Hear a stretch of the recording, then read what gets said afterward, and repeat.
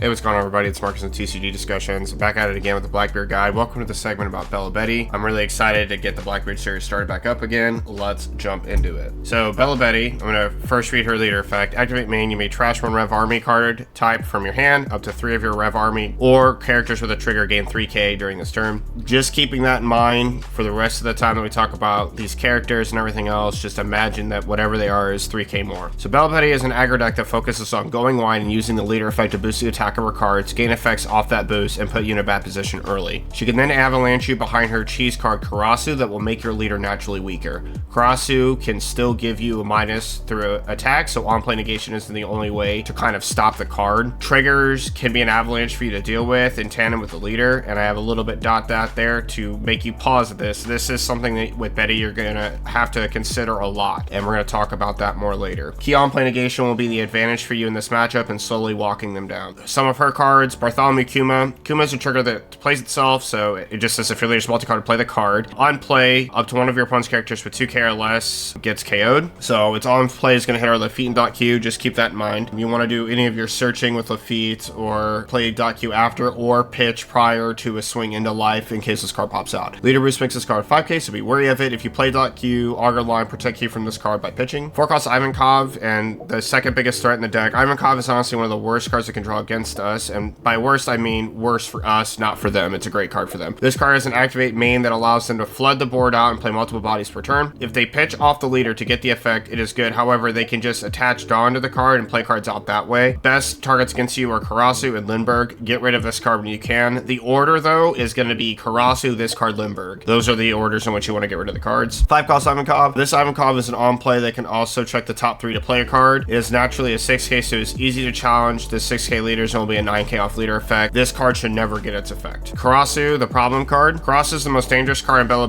for this match, and arguably the deck next to Dragon. Karasu's effect should be shut off by the time you see him for the on play, but you must get rid of this card above all other cards immediately. The minus from this character will result in your loss if it lives and there are multiple bodies on the board, period. Koala, this card is a card that we want to turn off. Again, this is a card that should never be getting its effect against us. However, Bello will abuse this card and create problems for us. I'm just going to read this to you. So this is a 6-cost card that also has 6k power. It's also a blocker. The 6k power and it being a blocker is important because in the odd curve, which is where we like to play against Betty, we are going to be swinging for 5 a lot for the first like 3 or 4 turns. This 6k means our leader can't challenge anything that's a 5k card that's sideways, but it has an on-play effect. To add a card from the top or bottom of life to hand, play up to 1 Rev Army with a cost of 4 or less from the hand, and if you do, draw a card. So what does this do? It replaces itself and another card while playing both of those cards to the board, and it sees 2 new cards and prevents you from starving her. That's a problem, okay? So this effect should just never resolve. We are wanting to turn this card off at all costs. Takes a life, gives them another body, gives them a blocker, and it draws them a card. Do not let this effect resolve. Dragon, main top end that you have to worry about. Be extremely careful with this card. At 8 Dawn, the leader will be 7k, and there will likely be 3 other 8ks in this 9k to deal with. That's their ideal dream they're trying to get to. Stopping this effect is worth it. Like, treat this card like you would against Shanks. Like, you don't want Shanks to swing 7 at you. You want a 5 from their leader and a 9 from this card. You also need to remember that because of the way Bello Betty's cards work, a lot of them, which we'll see here in a second, work when they are 7k. So Dragon's effect can attach Dawn to them and they can get their effects, which is kind of a problem. So Inazuma, this card gets rushed if there's a character other than him with 7k or more power. So if they draw this by itself, it's not going to get rushed. They need to have another card with 7k or more power. It's not the best card late due to its condition, but something to watch out for in the early game for sure. You can't play around everything, especially this card, and they usually avalanche with this card in the early game, not the late. But let me tell you something, this card can be very, very annoying if it like gets boosted to 7k. There are 2 other cards that can swing for 8, and that's not including whatever Dawn back they have after they've played this card to make the turn just feel incredibly miserable. This card can be very strong. So our best cards are going to be Finger Pistol, Trigger / Play, Dot Key, Van Augur, Laboon, Blackbeard, or Tempest Kick as a trigger to pop a 3 or less, which is really nice. And then the play of the card can be nice with Dot Q and some other removal to get rid of cards. Like for example, if you have Finger Pistol and Tempest Kick, you can also kill Dragon, which is nice. 6-cost Liberation, Black Hole, and 4-cost Shiryu, not the 2k, but Shiryu, the 4-cost cost card are also really good cards. 6 cost Liberation specifically is just insane against this deck. I'm looking for all of our searchers to find these cards. 10 cost Teach is like against Dofi, the last card we will be playing. We are not looking for 10 cost Teaches. We are looking for everything else prior to that, getting in a good spot, and then we can start stabilizing with Teaches. That's fine. Should you go first or second? First is the best curve against Betty. It fits our removal curve extremely nicely.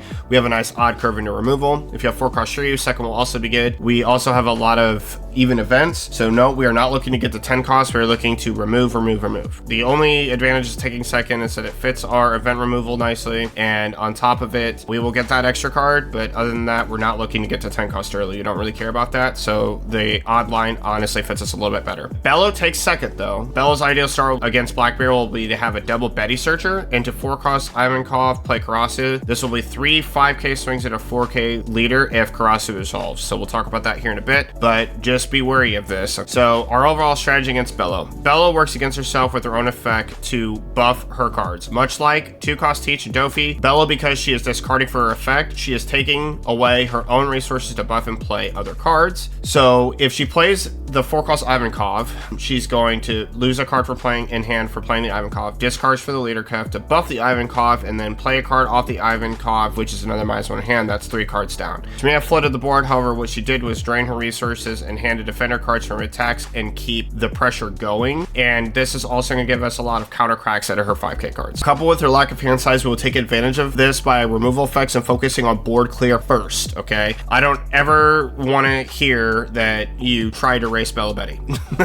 The initial damage of potentially swinging at 3 Dom on our second turn is a risk reward. It'll be ill-advised if you do not have the removal pieces on the following turn for a card that can pop out of life. So these are the life triggers that can pop out normally. Limburg and Morley, you trash a card. If your leader's multicolored, you play the card. And then Karasu and Kuma only come out if your leader has a Rev Army type and the combined total of life is 5 or less. So what do our life triggers do? Limburg pops a card of 3k or less if it has at least 7k power. Morley can't be blocked if it has at least 7k power. Karasu is just going to be a blocker, and Kuma's a vanilla 5k. However, Bello effect makes these cards AK with the exception of the Karasu, and they will be attacking your life if they pop out of life. So Limburg is the card that we worry about the most, honestly, because of his ability to pop a card. We cannot establish a dot Q and pitch to protect the dot Q from the 2 cost Kuma. It's just kind of like pointless to try to protect it from the Kuma because the Limburg's going to be able to attack. This will set us back a turn from being able to deal with the board through the buys we establish and force us to rely on our events. And if we don't have them, we're going to be in a world of hurt. So our overall strategy against Bello continued. Our basic game plan will be as follows. Only attack life when there's nothing else to attack. Do not do so if a trigger could end the game. And there are 2 ways to look at this. So the first is if they trigger a card out of life and you don't have the ability to get rid of the card for a turn or 2, don't attack. Just don't attack. Because all you're doing is giving them the ability to potentially get a card that kills you faster. The second thing is you need to be consciously thinking, if a card flops here, do I just lose the game? Because there can be scenarios where, like, okay, let's say you have 0 life, but you have like multiple blockers, right? You have like 2 little chump blockers and Caribou, but the card that triggered out is Morley. Then the game's over. Could you have ended the game without ever attacking? And if the answer to that question is yes, then you shouldn't attack. If you need another turn to stabilize so that you can play like 10 cost Teach to stun the Morley if it pops out, then that's what you would do,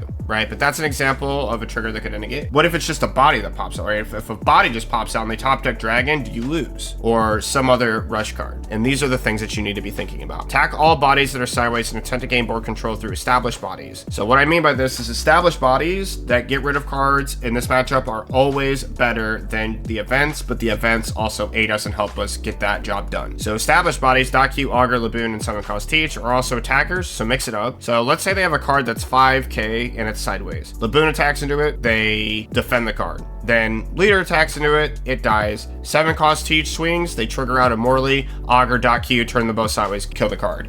These are the ways that you should be thinking about maximizing your turns so that no matter what happens, you have efficiently dealt with Bello Betty, right? You are taking control of the game. So you can also attack, switch up your attacks. If they have 2 cards in hand, you want to swing with the 7 cost each because it's 8. You get this Laboon poke for 5. You get your your leader attack for 5, mix it up a little bit, and then have that .Q auger in case something pops out. It's always good. Kind of have cheap swings because they won't be cheap forever. Just to let you know right now. If they swing something at 5 at you, you definitely want to counter like a 1k Burgess out of your hand to stop that 5k damage at you unless you are desperate for cards and you need something. The reality is, as the game goes on, the swings are just going to get worse and worse and worse. And then pitch to stop more devastating effects. Definitely want to prevent like the koalas, the 5-cost Ivankovs, the dragons from ruining your day, as well as in the early game protecting .Q.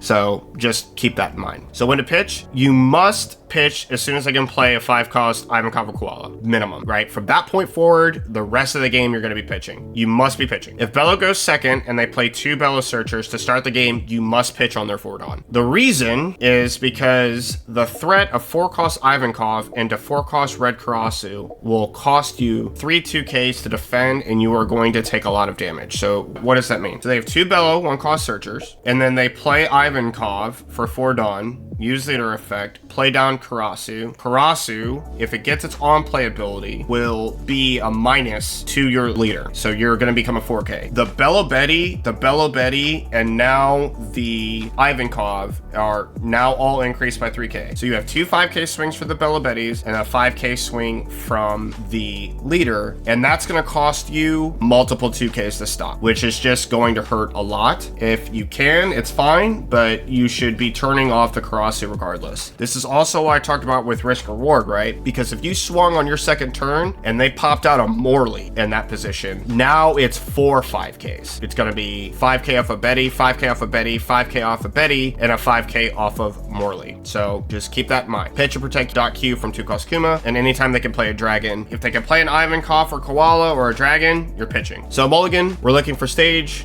.Q, auger, and removal events. Surges help you fill out the things you will need to get the job done. Q's on to auger, .Q line is best. So what is that? We play .Q, then next turn we play Q's on, draw a card, play out the auger, and we get to KO a card. That's just always chef's kiss. 2Ks always help, but you need removal in your bodies. So removal in your bodies, removal in your events, and then counter, right? Those are the priority list of what you're looking for in your mulligan and then what you're searching for. So first curve, turn 1, we're going to be doing searching. Turn 2, we're going to be searcher into .Q. We're going to swing. If we're going to swing it live, we're going to swing prior to play. I keep talking about like the double Betty line, right? But like there's times where they don't have anything, and that's probably an okay spot to swing. But you do want to swing prior to play or pitch before you swing if you do play the .Q, so that they can't pop out the Kuma and just pop the .Q, forcing you to draw a card, and you lose out on that potential ability to remove a card. If there are 2 Bello Betty searchers, just don't swing. Turn 3, auger, Laboon, Kuzan into auger, finger pistol, black hole, start popping bodies and swinging in the bodies. Turn 4, 7-cost teach, second auger .Q pair, which is really, really strong. 6-cost liberation, which is really good as well, and then 6K swing into a card.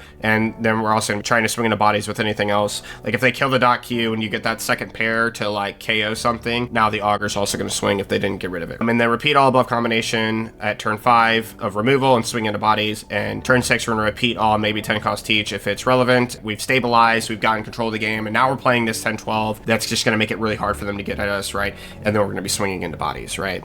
And then we're going to be swinging at life in a pattern that they cannot just possibly kill us, right? So second curve, what's that look like? Turn 1, searcher or .Q. Turn 2, 4-cost event, Laboon, 4-cost Shuri if you play it. Lots of searching, swinging into bodies if applicable. That means if they decide to get a little bit froggy and they like did like a 5-5 swing with like a Bello searcher that they played turn 1, they attach a 3 Dawn, swing 5, then they swing 5 again. You're going to swing into that Bello Betty. Turn 3, Kuzan, auger, 6-cost blocker if applicable, 6-cost liberation, Laboon plus .Q above swinging to bodies. 6-cost blocker in this matchup isn't terrible, and it can help you like reset up into like Kuzan into auger and then like get you a lot more cards, and then you can get into your cards properly that you need to with the different combinations in your hand. So 6-cost blocker isn't terrible, but it's not a card that I play, but I do want to mention it here just in case somebody does end up playing the card. I know the guy who just topped at Vegas played 2 of them. So it being a blocker and preventing a damage while producing another body that they have to worry about, and if it's Kuzan, it's going to draw you a card, and if it's auger and it dies there, it's going to draw you a card. That can be a lot of advantage and give us a lot of counter to kind of help survive, stabilize in the matchup, right? So turn 4, Blackbeard, everything above, plus swinging to bodies, right? So these are just the combinations you can do. And then turn 5 all above for 10 cost teach, and we're going to be, again, swinging into bodies. So happy Bello Betty hunting. Thanks for watching as always. Let me know if you have any questions down in the comments below. I know we went through this one a little bit fast, but that's the reality of this. We are looking to control. The game is going to go pretty quickly. You're either going to decisively destroy them, you're either going to narrowly destroy them and win, or you're going to just get ran over and it's going to be apparent that it's not your game. So if you have any questions about that, swing patterns, when to do that, hit me up. It should be pretty self-explanatory, right? You're treating this a lot like Dofi. We're wanting to attack the bodies first, get rid of them, and then move into attacking their life once we have stabilized and gotten control of the game and taken the reins. And as always, like, comment, subscribe, and I will see you guys in the next one. This is Marcus from TCG Discussions signing off. Laters. 起きろ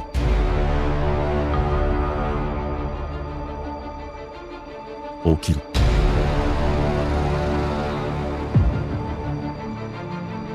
起きろ